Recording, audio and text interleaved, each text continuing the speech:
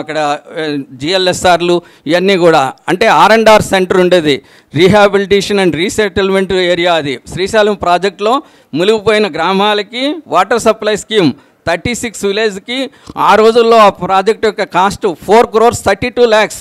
అది చాలా గొప్పగా చెప్పుకునేవారు. ఇక్కడ మహబూబ్నగర్ జిల్లా అంతా కూడా NAP డివిజన్ 4 కోట్లతో స్టార్ట్ అయిందండి. అటువంటి ప్రాజెక్టులో శివకుమార్ గారు, నేను, స్వామి గారు, అట్లాగే చెన్నకేశ్వర్ సారు, అట్లాగే అందరం కూడా అక్కడ కలిసిమెలిసి ఉంటూ మేము అనేక కష్టాలు ఎదుర్కొని కూడా శివకుమార్ ఎప్పుడు కూడా ఈవినింగ్ వచ్చిందంటే నవ్వించేవాడు. మాకు ఆఫీసులో పడిన కష్టం ఏది కూడా ఉండేది కాదు. ఆ విధంగా శివకుమార్ గారు చాలా మంచి మనస్తత్వంతో మేము అందరం కూడా కలిసి పనిచేసాం.